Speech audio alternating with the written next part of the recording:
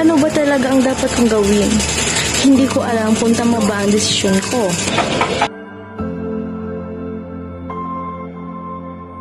Sofia, ano bang nangyayari sa'yo? Bakit ka ganyan? Diego, hindi ko alam kung tama ba ang desisyon ko sa trabaho. Hindi ko alam kung dapat ba ako magstay o mag-resign. Sofia, kausapin mo si Maya. Alam kong makakatulong siya sa'yo. Magtiwala ka sa kanya. Sige Diego, makikipagkita ako kay Maya bukas. Maya, hindi ko alam kung ano ang tamang gawin. Paano ko malalaman kung tama ang desisyon ko?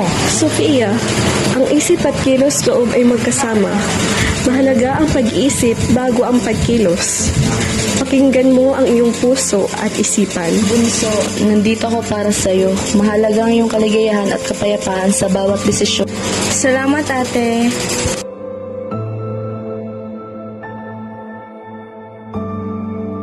Marco, kailangan natin pag-isipan ng mabuti ang mga hakbang na gagawin. Hindi pwedeng padalos-dalos. Kailangan natin kumilos agad. Hindi tayo pwedeng magpatubig-tumpik. Huwag ka lang mag-resign.